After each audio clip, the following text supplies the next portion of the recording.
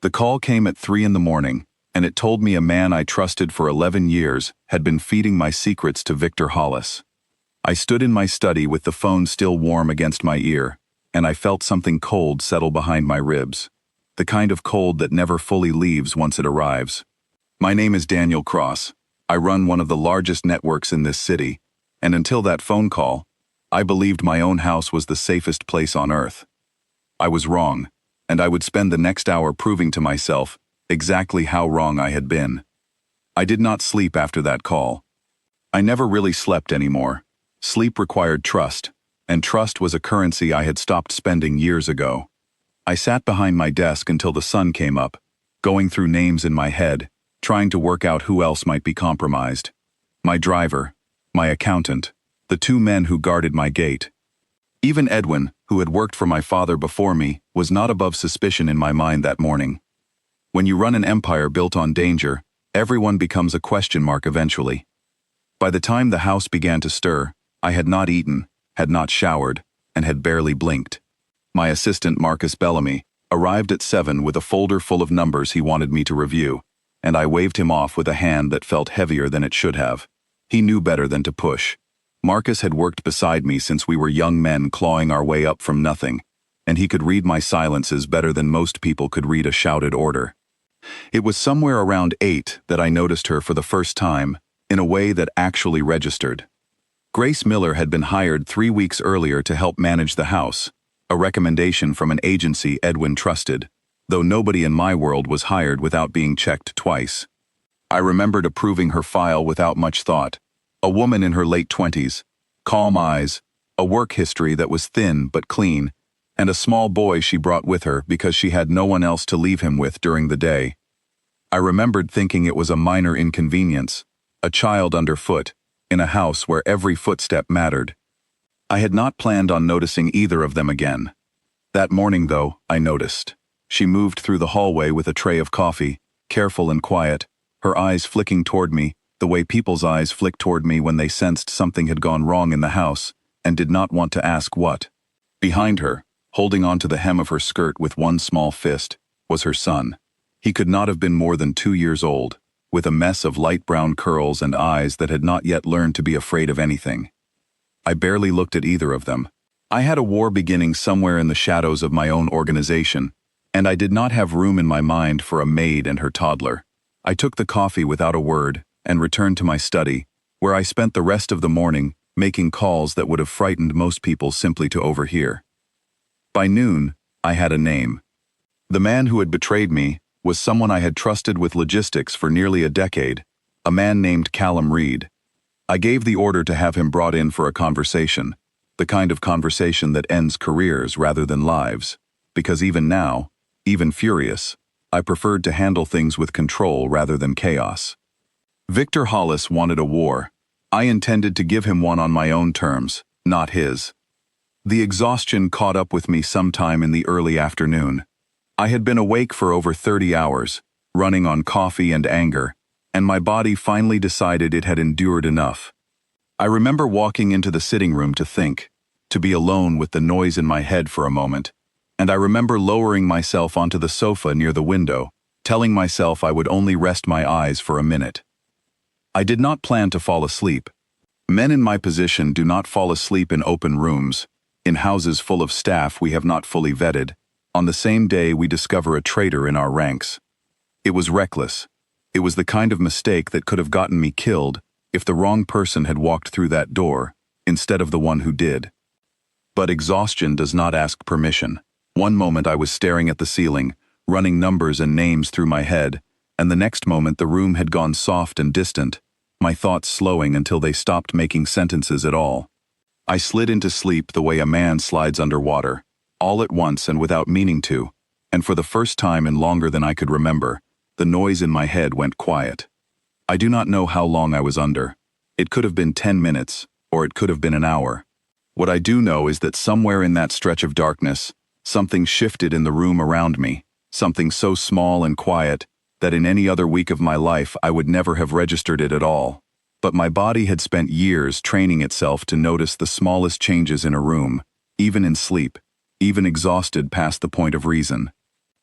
I felt weight settle near my feet. Light, uncertain weight, the kind that comes from something small trying not to be noticed. Then I felt a hand on my arm. Not a threat. Not the grip of a man reaching for a weapon or checking whether I was truly asleep before doing something worse.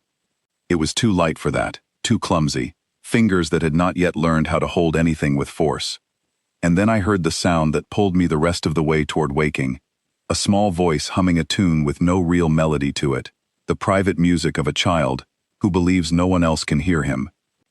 I kept my eyes closed a moment longer than I needed to. Old habits. Never reveal that you are awake until you understand what you are waking up into. I listened to the humming continue, felt the small hand pat my arm twice, gently, the way you might pat something to make sure it was real. And then I heard fabric being dragged, the unmistakable sound of a blanket being pulled and tugged, and finally, after what must have been real effort for such small arms, laid across my chest. Somewhere further off, I heard Grace's voice, sharp with alarm, saying her son's name. Leo. I heard fast footsteps, and then her voice again, closer now, urgent and afraid, in a way that had nothing to do with the child, and everything to do with what she thought I might do to him, for daring to touch me while I slept. I opened my eyes. The boy was standing beside the sofa, one hand still resting on the blanket he had just placed over me, staring at me with an expression that held no fear at all. Just behind him, Grace had frozen mid-step, her face gone pale, her hand already reaching to pull her son away from me, as though I were something dangerous he had wandered too close to. In that moment, I understood something about myself that I had not let myself think about in years. I could not remember the last time anyone had touched me without wanting something in return. Every hand that reached for me in this life was reaching for information, for protection, for a piece of what I controlled. Every kindness came with a price tag attached, even if the price was never spoken aloud. This small hand had wanted nothing. It had simply seen a tired man and decided, in whatever simple logic a 2-year-old carries in his head, that a tired man needed a blanket. Grace's fingers closed around her son's shoulder, and she began to pull him back, already forming the apology I could see gathering behind her eyes. I watched her prepare for the version of me she expected, the version every rumor in this city painted, a man who did not tolerate being touched, who did not tolerate surprise, who might respond to a child's small kindness with something cold and final. I lifted a hand before she could finish pulling him away.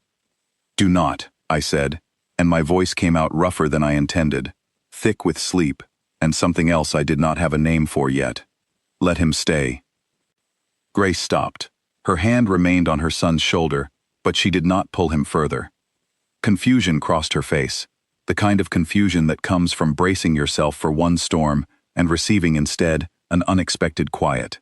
I sat up slowly, the blanket sliding from my chest, and I looked down at the boy who was still watching me with those unafraid eyes, waiting to see what I would do now that I was fully awake. I did not know what to do. That was the truth of it, though I would never have said it aloud to anyone in my organization. I had spent that entire day preparing for war, discovering betrayal, calculating how many more people around me might be lying to my face, and in the middle of all of it, a child had covered me with a blanket, because he thought I looked cold. "I am fine," Grace said quickly, her voice unsteady. "He does not understand. He does not know who you are, Mr. Cross. I will make sure this does not happen again." I looked at her for a long moment. There was fear in her, real fear, the kind that came from knowing exactly what kind of man employed her, and exactly what he might be capable of if provoked. And beneath that fear, I saw something else, something that looked like exhaustion of a different sort than mine. The exhaustion of a woman raising a child alone, in a world that did not make space for people like her. "It is fine," I said, and I meant it, though the words felt unfamiliar in my mouth. He did nothing wrong. Leo, apparently satisfied that the tension in the room had passed, took a small step closer to me and pointed at the blanket now bunched at my side. He said something I could not quite make out, a string of half-formed words that ended with a question mark in his tone, and looked at me expectantly. "He is asking if you were cold," Grace said quietly, still watching me as though I might change my mind at any moment. I looked down at the boy, at the open, guileless way he stood there waiting for an answer, and something in my chest loosened just slightly, some knot I had been carrying since the phone call at 3 in the morning. I told him. Thank you for the blanket. He smiled at that, a full, unguarded smile that transformed his whole face, and then he turned and toddled back toward his mother, as though the matter had been settled entirely to his satisfaction. Grace picked him up automatically, resting him on her hip, and for a moment the three of us simply stood there in the quiet afternoon light, none of us quite sure what had just happened between us. I am sorry if he disturbed you, she said again, softer this time. He did not disturb me, I said. I stood up, straightening my jacket, already feeling the familiar walls of my usual self trying to rebuild themselves around me. But something in me resisted the rebuilding, at least a little.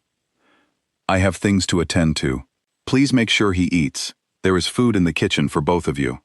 I left the room before she could respond, walking quickly down the hall toward my study, toward the phone calls and the names, and the war that was waiting for me. But even as I moved through the familiar corridors of my house, my mind kept circling back to the weight of that small hand on my arm, to the blanket laid over me with such careful effort, to a kindness that had asked for absolutely nothing in return. I did not know it yet, standing in that hallway with betrayal still fresh in my chest, and danger gathering somewhere beyond my walls, but something in my house had already begun to change, and I was far too tired, far too consumed with the war I was building, to understand just how much that small moment on the sofa was about to cost me, and how much it was about to give me back. 3 days after Callum Reed was quietly removed from every position of trust he had ever held in my organization, a small folded piece of paper appeared on my desk. I almost threw it away without looking, assuming it was a note from Marcus or a message I had missed, but something about the uneven creases made me stop. I opened it and found a drawing, done in wax crayon, of what I could only assume was meant to be a house, with a large sun hanging crooked in the corner of the page. Beside the house stood 2 figures, one tall and one small, holding hands. I sat there for longer than I should have, staring at that piece of paper. There was no note attached, no explanation, but I did not need one. I knew exactly who had left it, and I knew exactly why my chest felt tight looking at it. Nobody in my organization would have dared leave something so foolish, so unguarded, on the desk of a man they feared. A child did not know enough to be afraid, and that, I was beginning to understand, was precisely why his gift meant something. I found Grace in the kitchen that evening, sitting at the small table in the corner, while Leo sat across from her, kicking his feet against the chair legs and eating slices of apple she had cut for him. She stood the moment she saw me, the way she always did, wiping her hands quickly on her apron, as if bracing for an order. "Did he draw this?" I asked, holding up the paper. Her face went through several expressions in quick succession, surprise, worry, and then something softer. "I am sorry, Mr. Cross." He took paper from the study without asking. "I told him not to bother you with things like that. I will speak to him again." "Do not," I said, and I heard how strange the words sounded coming from me. A man who had spent the last 3 days rearranging the loyalties of dangerous people through quiet and deliberate pressure. "I like it. I have never had anyone draw a picture for me before." Grace blinked, clearly unsure whether I was making some kind of joke at her expense. When she realized I was not, something in her posture eased, just slightly, the tight readiness in her shoulders softening by a fraction. "He likes you," she said carefully, as though testing whether the words were safe to say aloud in this house. "He has been asking about the man on the sofa every day since. I told him you were very busy and very important, and that he should not bother you." "He is not a bother," I said, and found that I meant it more than I expected to. Leo, hearing his name mentioned somewhere in the conversation, even if he could not follow all the words, slid down from his chair and made his way over to me with the particular unsteady confidence of a child who has not yet learned that some people are meant to be approached carefully. He tugged at my trouser leg and held up a half-eaten slice of apple, offering it to me with the same open generosity he had shown when covering me with a blanket. I crouched down to his level, which felt strange in a body that had spent years learning to stand tall in every room I entered, and I accepted the apple slice from his small hand. "Thank you," I told him, and ate it, and his face broke into that same unguarded smile I had seen days earlier, as though feeding me apple was the most natural exchange in the world. Grace watched this entire scene with an expression I could not quite read, something between disbelief and quiet relief, as though she had spent every day since being hired, half expecting the man she worked for to reveal himself as the monster the city whispered about, and instead, kept finding something else entirely. That evening became the first of many small moments that began stacking quietly on top of one another over the following 2 weeks. I did not plan for this to happen. I want to be honest about that. I did not wake up one morning and decide to let a maid and her toddler into the guarded space I kept around myself. It happened the way most real changes happen, slowly, in pieces too small to notice individually, until one day, I looked up and realized the shape of my life had shifted without my permission. I began adjusting my schedule in ways I told myself were purely practical. I stopped taking late afternoon meetings in my study, choosing instead to hold them in the smaller office near the back of the house, though the truth was, that room happened to be closer to the kitchen, where Grace often had Leo playing quietly on a blanket spread across the floor while she worked. I told myself this was coincidence the first few times. By the second week, I stopped bothering to lie to myself about it.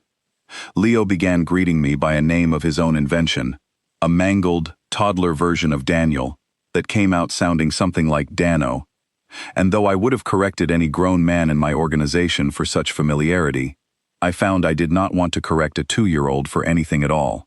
He would run to the door when I came home in the evenings, not because he understood what I did or who I was in this city, but because, in his small world, I had simply become a person who existed, who was sometimes tired, who sometimes needed a blanket, who was worth greeting. Grace and I began talking too, in the gaps between our separate responsibilities. Not the careful, guarded exchanges of an employer and an employee, but real conversations, the kind that revealed things neither of us had intended to reveal.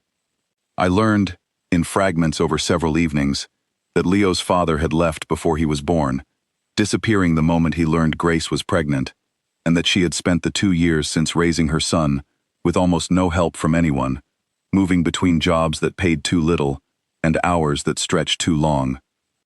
"I do not tell people this," she admitted one evening, standing at the counter while Leo slept against her shoulder, worn out from a day of chasing nothing in particular around the house. "Most employers do not want to hear it. They think it means I will be distracted, or unreliable, or that I will ask for things they are not willing to give. I am not most employers," I said. "No," she agreed, looking at me with an expression I could not fully decode, something careful and considering. "You are not." I did not tell her much about myself in return during those early conversations, and she did not ask. There was an unspoken understanding between us that certain doors would remain closed, that whatever she had come to suspect about the nature of my business, she would not press for confirmation, and I would not offer it unprompted. It was easier that way, or so I told myself, though even then, some part of me understood that a door kept closed forever eventually becomes a wall, and walls do not make room for the kind of closeness that was slowly building between our small, strange household. What I did tell her, one night when the house was quiet and Leo had long since been put to bed, was about my brother. I had not spoken his name aloud in almost a decade, not to Marcus, not to anyone in my organization, not even to myself in the privacy of my own thoughts if I could help it. But something about the stillness of that evening, the way Grace listened without demanding anything, without flinching at whatever version of me she expected to hear, loosened something I had kept locked away for a very long time. "I had a younger brother," I told her. "His name was Elias. He was 7 years younger than me, and when our father died, I was the one who was supposed to protect him from everything this life required. I was supposed to keep him clean of it. I did not manage that. I did not go further than that, not that night, and Grace did not push me to. She simply reached across the small distance between us and rested her hand briefly on mine, a gesture that carried none of the calculation I had grown used to expecting from every touch in my adult life. It was simply an offering of comfort, freely given, exactly like her son's blanket had been. "I am sorry," she said quietly, and I believed her. I began to understand, in the days that followed, that something in me had been closed off for so long that I had stopped noticing the absence of it, the way a person forgets the sound of their own house until it goes suddenly quiet. Grace and Leo had walked into that quiet without meaning to, and filled it with something I did not have a name for, something that felt dangerously close to what other people, ordinary people who did not live the way I lived, might simply call family. But I was not an ordinary man, and the world I had built for myself did not leave room for softness without eventually demanding a price for it. I understood this, even as I let myself sink further into those small evenings in the kitchen, even as I let a toddler's crayon drawings accumulate on the corner of my desk, even as I found myself smiling in ways I had nearly forgotten how to do. The reminder of exactly what kind of man I still was came on a Thursday evening, nearly 3 weeks after the afternoon I had fallen asleep on that sofa. Leo had fallen asleep against my chest an hour earlier, worn out after an afternoon of chasing a ball around the garden while Grace watched from the porch, and I had not moved from my seat since, unwilling to disturb him, unwilling to admit even to myself how much I did not want that particular stillness to end. I was watching the rise and fall of his small chest, feeling something in my own chest ease in a way it had not eased in years, when my phone began to ring on the table beside me. I almost let it go to silence, but the number displayed on the screen belonged to Marcus, and Marcus did not call at this hour unless something required my immediate attention. I eased Leo gently off my chest, careful not to wake him, and handed him carefully to Grace, who had appeared in the doorway at the sound of the phone, her expression already tightening with the particular alertness of someone who had learned to read danger in the smallest signals of this house. I answered the phone and stepped out onto the porch, away from both of them. Marcus's voice was low and urgent, the voice he used only when something serious had happened. "Victor Hollis knows about the maid," he said. "He knows about the boy. Someone talked, Daniel.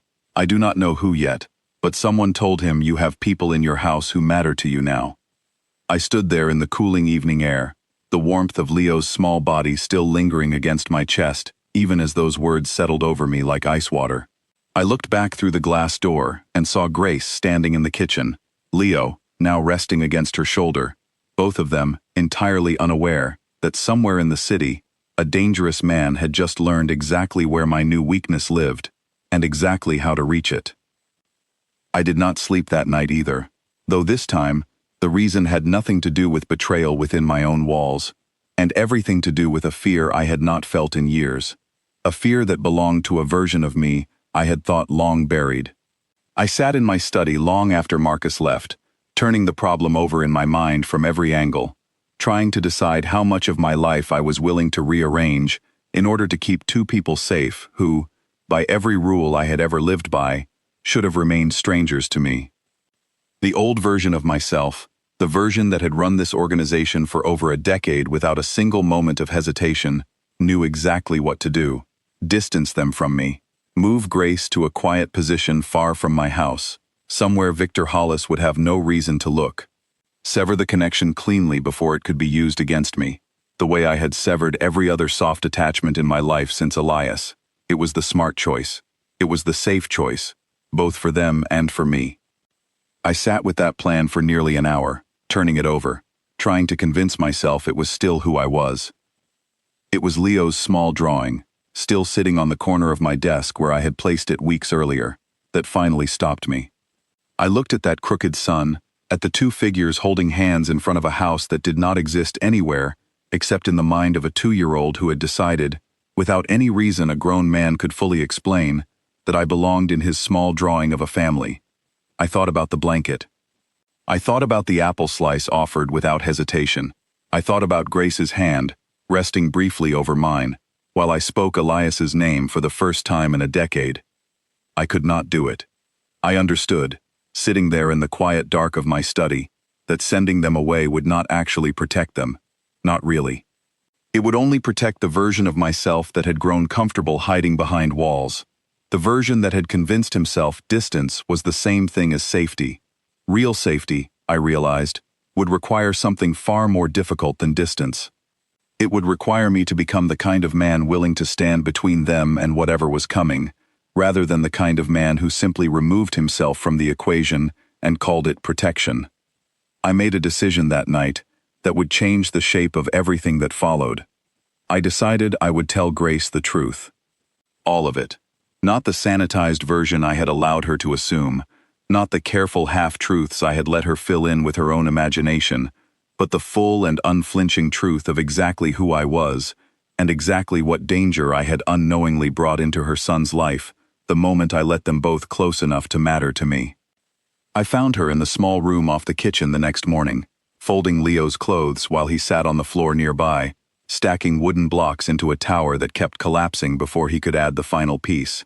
She looked up when I entered, and something in my face must have told her this was not an ordinary morning, because she set the clothes aside immediately and rose to her feet.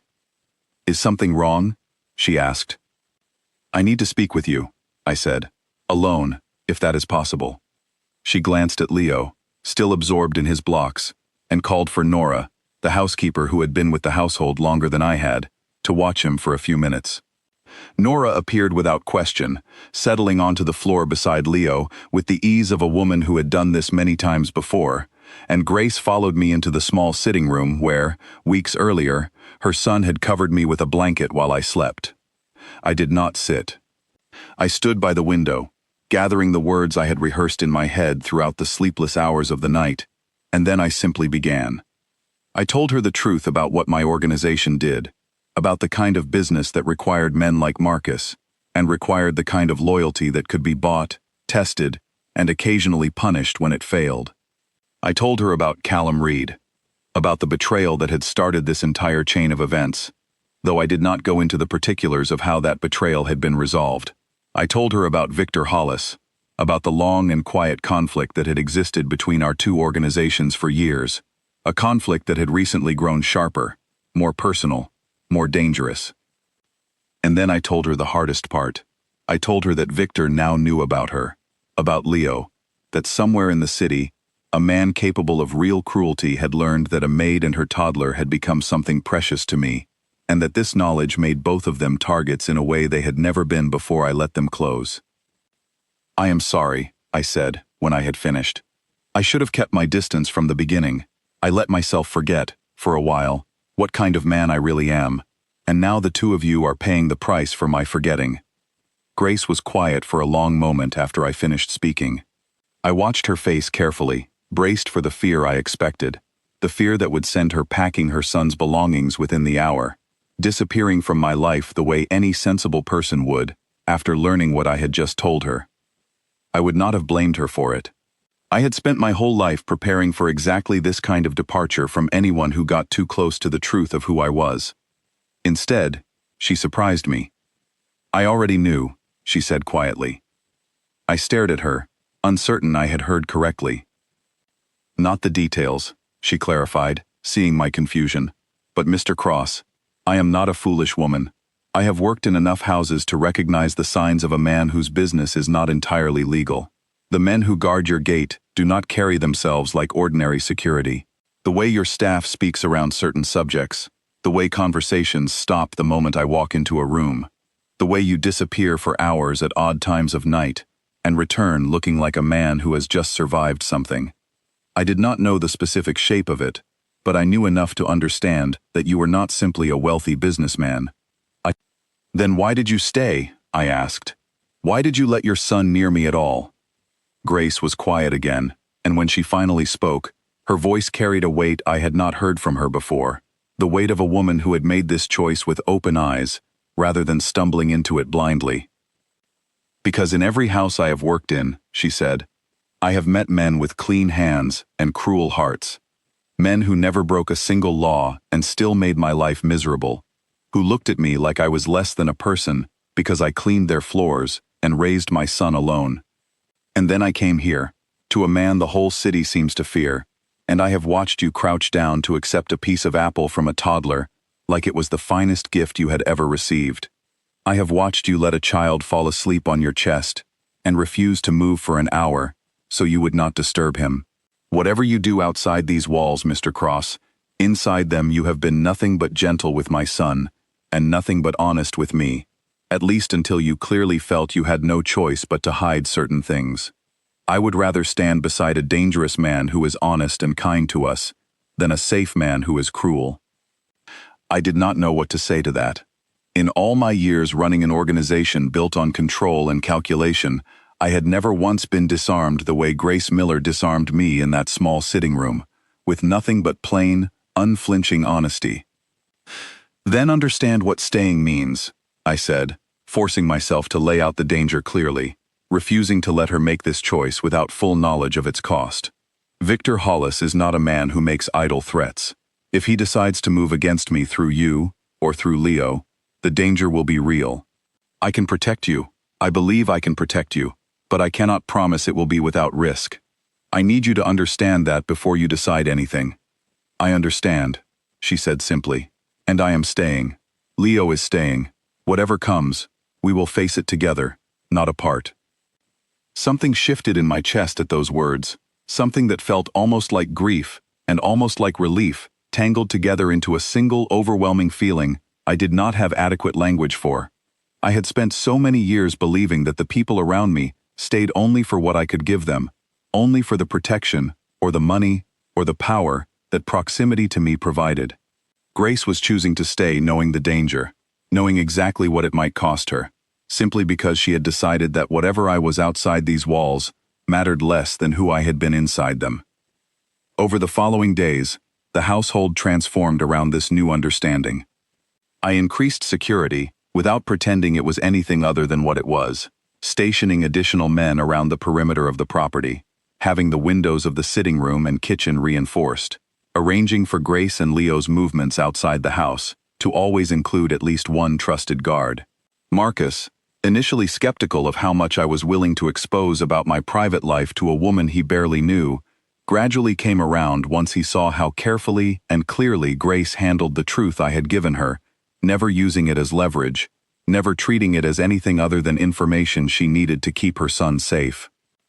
Leo, blessedly unaware of the storm building around him, continued to greet me at the door each evening, with the same open joy he always had, continued to leave crayon drawings on my desk, continued to fall asleep against my chest, during quiet evenings that felt, more and more, like the closest thing to peace I had known, since long before Elias died. There was something almost unbearable about the contrast between his innocence and the danger I knew was gathering somewhere beyond our walls, something that made every ordinary moment with him feel simultaneously more precious and more fragile than it had before. One evening, nearly a week after I had told Grace the truth, I found myself sitting on the porch steps while Leo chased fireflies across the darkening lawn, his small silhouette weaving unsteady patterns through the grass, while his laughter carried back to me on the evening air. Grace sat beside me, close enough that our shoulders nearly touched, watching her son with the particular fierce tenderness of a mother who had spent 2 years protecting him entirely alone. "Do you regret it?" I asked her quietly, staying, knowing what you know now. She considered the question for a long moment before answering, watching Leo stumble after a firefly that kept eluding his small hands. "I regret many things in my life," she said. "I regret trusting his father when I should have known better. I regret the years I spent believing I had to do everything alone, because asking for help made me weak. But I do not regret this, Daniel. I do not regret letting my son know what it feels like to be safe with someone, even if that safety comes with complications neither of us asked for." It was the first time she had used my first name, rather than the formal title she always used in front of the staff, and something about hearing it in her voice, quiet and certain in the fading light, settled something in me that had been unsettled for a very long time. "I am going to keep both of you safe," I said, and I meant it with a conviction I had not felt about anything in years. "Whatever it costs me, whatever it requires, I will not let Victor Hollis touch either of you." Grace turned to look at me then, and in the dim light I could see something in her expression that looked almost like faith, the dangerous, fragile faith of a woman who had decided to believe a man's promise, despite every reason her past had given her not to trust anyone's promises at all. "I believe you," she said simply. Out on the lawn, Leo finally caught his firefly, cupping it carefully between his 2 small hands, and came running back toward us with the particular breathless triumph of a toddler who has just accomplished something enormous. He held his hands up toward me, opening them just slightly to show me the small glowing light trapped gently within his palms, his face lit up with pure, uncomplicated joy. "Look, Dano," he said, the words half-formed but the meaning unmistakable. "Look what I found." I looked down at that small light held so carefully in his hands, and I understood, with a clarity that struck me harder than any threat Victor Hollis had ever made against me, exactly how much I had to protect now, and exactly how far I was willing to go to make sure nothing in this world ever dimmed that particular light. The peace of that evening did not last. 2 days later, a message arrived at my house that made it clear Victor Hollis had grown tired of waiting, and that the war I had hoped to avoid was about to arrive at my doorstep, whether I was ready for it or not. Before that message came, though, there was one more evening I would carry with me, long after everything else had settled. Edwin, who had managed this household since my father's time, and who rarely spoke unless he believed something needed saying, found me alone in the study, late one night, going over security reports with an intensity that had become my new normal. "You have changed, sir," he said simply, setting a cup of tea beside my papers without being asked. I looked up at him, uncertain whether the comment was meant as observation or warning. "Is that a problem?" I asked. Edwin considered the question with the same careful weight he brought to everything. "Your father was a hard man," he said. "Harder than you, if I am honest, though I do not say that to diminish what you have built. He never let anyone close enough to matter, and he told me once, near the end of his life, that it was his greatest regret. He said a man who builds walls to protect his empire often discovers, too late, that he has locked himself inside them along with it." I did not answer right away, turning his words over in my mind. "Do you think I am making a mistake?" I finally asked, letting them in. "No, sir," Edwin said, and for the first time in the many years I had known him, I saw something like approval in his expression. "I think you are finally choosing to live in the house you built, rather than simply guarding it." He gathered the empty tray and moved toward the door, pausing once more before he left. "Master Leo asked me today if I thought you were happy. I told him I believed you were becoming happy. I hope I was not wrong to say so." He left before I could respond, and I sat alone in the quiet study for a long while afterward, thinking about my father, about the empire he had left me built entirely on distance and control, and about the small, unguarded boy 2 floors above me, who had somehow taught me more about what it meant to be safe than any lesson my father had ever offered. The message came in the form of a photograph, delivered by an unmarked envelope left at the gate of my property sometime before dawn. When Marcus brought it to my study, his face already grim with the knowledge of what it contained, I opened it to find a single image printed on plain paper. It showed Grace walking Leo to the small park 2 streets from my house, the outing they took most mornings when the weather allowed it, an outing I had approved because it seemed harmless, because it seemed like the kind of small normal thing a mother and son deserved to keep, even in a household as complicated as mine. The photograph had been taken from a distance, through the branches of a tree, the kind of angle that told me whoever took it had been watching them for some time without being noticed. There was no note attached, no explicit threat written in words. There did not need to be. The message was clear enough on its own. Victor Hollis wanted me to know exactly how easily he could reach the 2 people I had chosen to protect, and exactly how little my new security measures had actually accomplished. I felt something in me go very still and very cold, the particular stillness that had once made me effective in this business, precisely because it allowed me to act without the interference of panic. I set the photograph down on my desk and looked at Marcus, and I saw in his face that he understood what I was about to say before I said it. "Cancel the park," I told him. "No outside movement for either of them until this is resolved. Full perimeter lockdown on the house. I want eyes on every access point, day and night." Marcus nodded, already reaching for his phone to relay the orders, but he paused before leaving the room. "Daniel," he said carefully, "this is the moment. You know that. He has shown his hand. If we do not respond, he will assume you are weak enough to be pushed further. If we respond too hard, this becomes something neither of us can walk back from." "I know what it is," I said. "Give me the afternoon.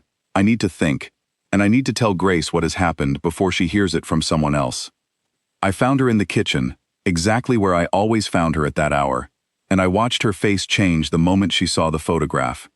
She went very pale, one hand instinctively rising to her mouth, and I saw her eyes search immediately for Leo, who was, thankfully, occupied in the next room, with Nora and a set of wooden puzzles that had become his current obsession. "He was watching us," she said quietly. "The whole time we thought we were just walking to the park like any other morning, he was watching us." "I am sorry," I said. "I should have restricted your movements the moment I learned Victor knew about you.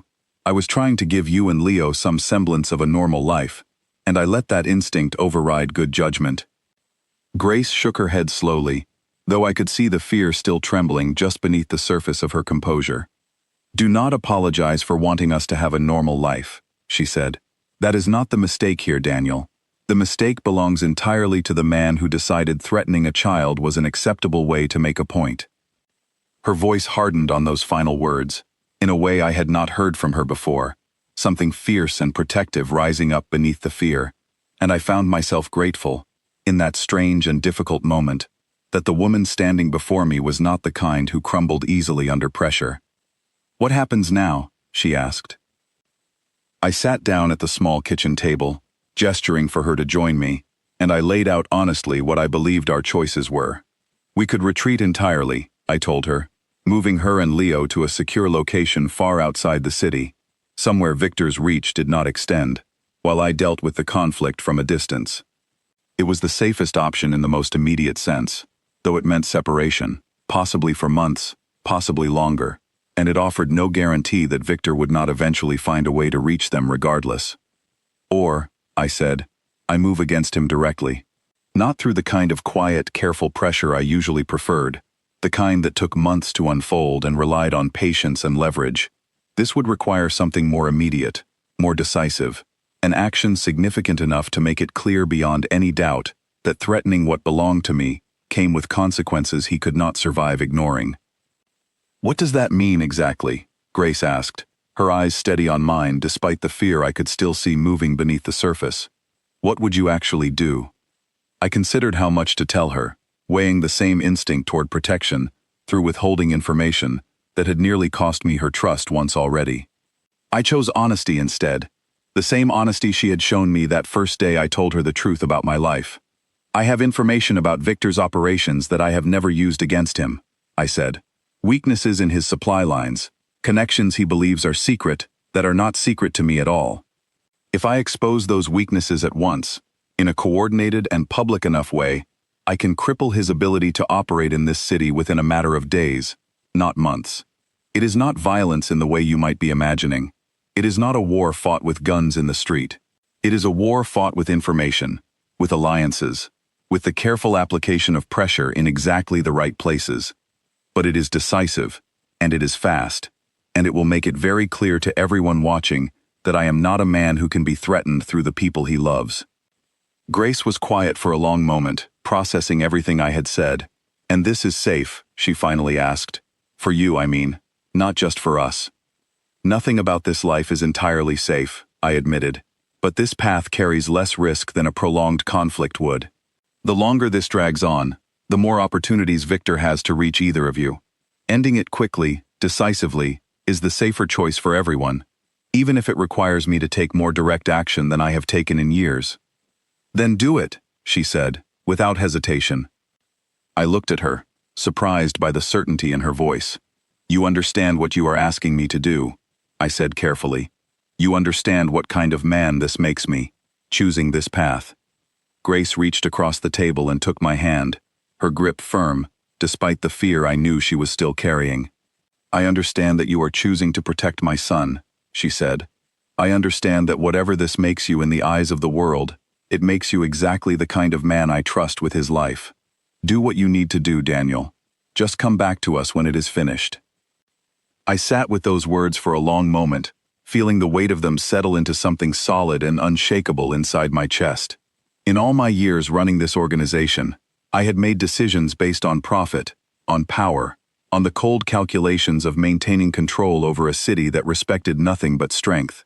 I had never once made a decision purely because someone I loved had asked me to come back to them when it was finished. I called Marcus back into the study within the hour and laid out the plan I had been assembling in fragments over the past weeks, never quite letting myself admit I had been preparing for exactly this moment. We spent the remainder of that day, and long into the night, coordinating with contacts I had cultivated over years. People who owed me favors, people who feared Victor Hollis more than they feared me, people whose loyalty could be secured with the right combination of promises and pressure applied at precisely the right moment. The plan itself required patience, even within its urgency. A careful sequence of moves designed to unfold within a narrow window of time, striking at Victor's operations from multiple directions simultaneously, so that by the time he understood what was happening, he would have no time to mount an effective response. It meant calling in debts I had held quietly for years. It meant exposing certain truths about Victor's own dealings to people who would use that information against him, without any prompting from me at all, simply because the truth itself was damaging enough on its own. It meant, above all, moving with a speed and decisiveness I had not employed in this business for a very long time, precisely because I had grown too comfortable believing that patience alone could keep everyone I cared about safe. Throughout that long night of planning, I found myself returning again and again to the image of Leo cupping that firefly gently in his small hands, of the light he had held so carefully, so protectively, as though understanding instinctively that something so small and precious deserved to be guarded rather than crushed. I thought about Grace's hand covering mine when I spoke Elias's name for the first time in a decade. I thought about the blanket, the drawing, the apple slice, the small accumulated weight of every gentle moment that had somehow, without my permission, rebuilt something in me I had believed permanently broken. By the time dawn arrived, I had a plan I believed could end this conflict within 72 hours, decisively, and, if executed correctly, without the kind of prolonged violence that would put anyone else at further risk. Marcus left to begin setting the pieces in motion, and I climbed the stairs toward the small guest room where Grace had taken to putting Leo down for the night whenever the hour grew too late for her to return to her own quarters across the property. I found them both asleep, Grace curled protectively around her son even in sleep, one arm draped across him as though she could shield him from every danger in the world, simply through the strength of her embrace. I stood in the doorway for a long moment, watching them, feeling something settle into place inside me with a certainty I had not felt about anything in years. I was going to end this, not because ending it would secure my organization, not because it would send a message to every rival watching how this conflict resolved, though it would accomplish both those things as well. I was going to end it because somewhere in the past few weeks, without ever intending to, I had found something worth protecting more fiercely than I had ever protected anything in my life, and I was not going to let Victor Hollis or anyone else take it from me.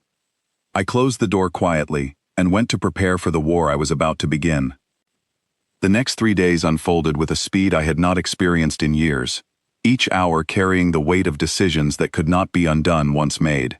Marcus and I worked through contacts I had spent a decade cultivating carefully, calling in every debt, every favor, every quiet arrangement I had once believed I would never need to use so directly. I moved through those days with a clarity that surprised even me. The same cold precision that had built my organization in the first place, now aimed entirely at protecting the two people who had somehow become the center of everything I valued. On the first day, I reached out to 3 men who supplied critical resources to Victor's operation, men who had worked with him for years out of necessity rather than loyalty, men who had been waiting quietly for an opportunity to shift their allegiance to someone who treated them with more respect than fear. I offered them exactly that, better terms, more security, a partnership built on something closer to fairness than the arrangement Victor had always demanded from them. By the end of that first day, 2 of the 3 had agreed, and Victor's supply lines had already begun to fracture, in ways he would not fully understand, until it was too late to repair them. On the second day, I released information I had held quietly for years, into hands that would use it without any need for further prompting from me. Details of certain arrangements Victor had made with people who valued their privacy far more than their loyalty to him.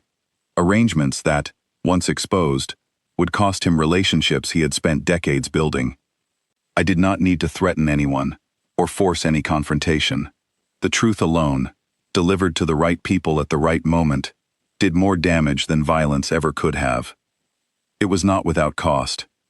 Late on the second night, While Marcus and I were still coordinating the final pieces of the plan from my study, one of the men stationed at the eastern edge of the property radioed in that a vehicle had been circling the block for nearly 20 minutes, slowing each time it passed the section of fence closest to the garden where Leo usually played in the mornings.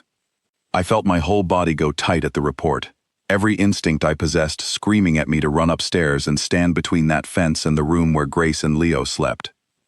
I did not run. I forced myself to stay steady, to think clearly, because panic in that moment would have served no one.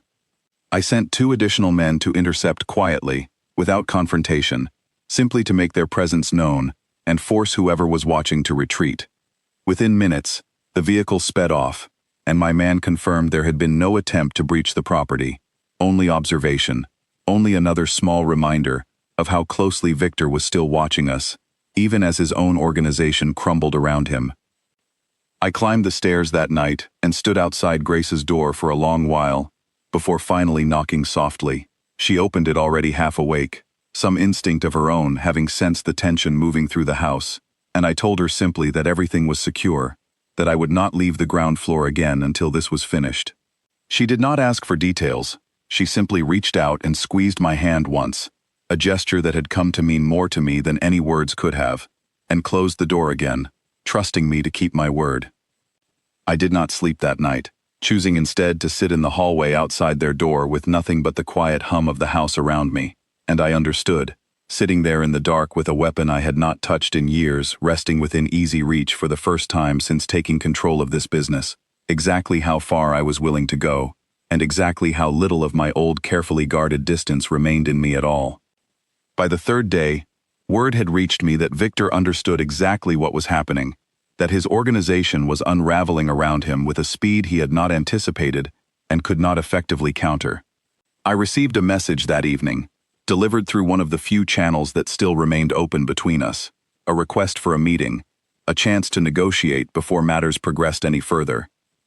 I agreed to meet him, though not alone, and not without careful preparation. Marcus arranged the details, a public enough location that violence would be foolish for either side to attempt, surrounded by enough of my own people to ensure Victor understood exactly how thoroughly the balance of power had shifted since he had made the mistake of threatening my family. The meeting itself was brief. Victor Hollis sat across from me, in a quiet room above a restaurant I had chosen specifically for its neutrality, his usual confidence visibly diminished by the events of the past 3 days. He tried, at first, to negotiate from a position of strength he no longer held, but I made it clear within the first few minutes exactly how little leverage remained to him. "You made a mistake," I told him, keeping my voice level despite everything I felt beneath the surface. "You could have come at me directly. You could have fought this the way we have always fought, through pressure and patience and calculated risk. Instead, you chose to threaten a woman and her child, people who have nothing to do with the business between us, and that is a line I will not allow to be crossed again, by you or by anyone else who might be watching how this ends." Victor's jaw tightened, but he said nothing to defend the choice, perhaps understanding that no defense existed for what he had done. "Here are your terms," I continued. "You withdraw entirely from any further interest in my operations, my territory, or my household. You make no further attempt, direct or indirect, to reach anyone connected to me. In exchange, I will allow you to retain what remains of your business, diminished as it now is, rather than finishing what these past 3 days have already begun. This is not generosity, Victor. This is simply the most efficient path forward for both of us. But if you ever again come near the people in my house, I will not offer terms a second time." Victor Hollis, faced with the wreckage of an organization he had spent decades building, agreed to my terms without further argument. It was not the kind of victory the city would talk about in dramatic terms. No violence in the streets, no bodies to count. Simply the quiet and total collapse of a man who had made the fatal error of believing a maid and her toddler were an acceptable target in a conflict that should have remained between the two of us. But it was decisive, and it was final. And by the time I left that room, I understood that the threat hanging over my house for the past several weeks had finally lifted. I did not go to my study when I returned home that evening. I did not call Marcus to confirm the details or begin planning the next phase of consolidating what remained of my advantage over Victor's shattered network. For the first time in longer than I could remember, none of that mattered more to me than getting through the front door of my own house.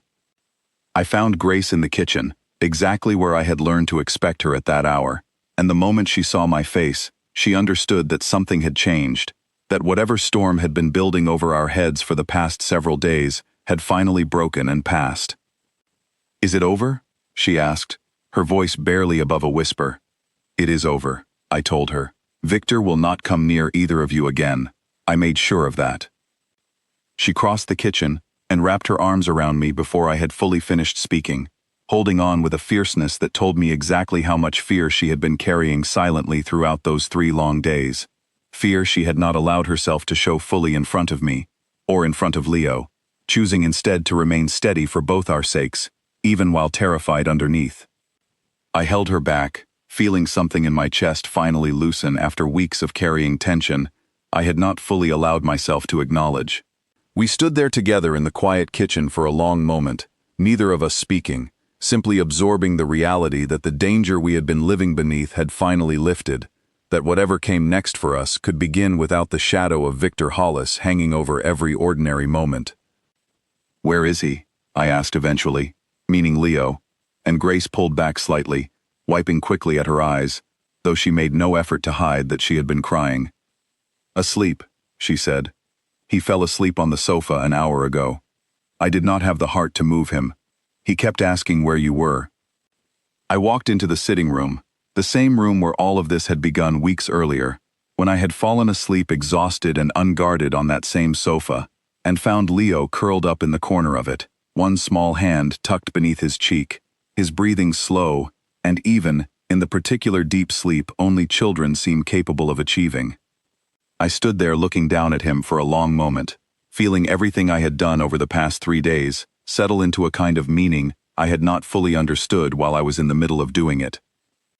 I had spent so many years believing that power meant never allowing yourself to need anyone, never allowing anyone close enough to become a vulnerability that could be exploited against you. I understood now, standing in that quiet room with the weight of the past weeks finally lifting from my shoulders, that I had been wrong about almost everything. Power had not saved me from Victor Hollis. Love had. The willingness to risk everything, to move decisively and without hesitation, had come not from cold calculation, but from the simple, overwhelming need to protect 2 people who had somehow become more important to me than the empire I had spent my whole adult life building. Grace came to stand beside me, and together we watched her son sleep, both of us quiet with the particular exhaustion that comes after real danger has finally passed.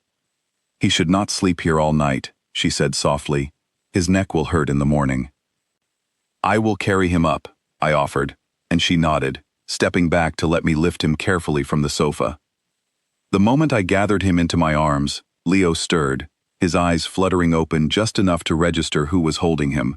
For a moment I thought he might simply drift back into sleep, too tired to fully wake, but instead, his small arms came up around my neck, holding on with a sleepy, unconscious trust that struck something deep and unguarded inside me.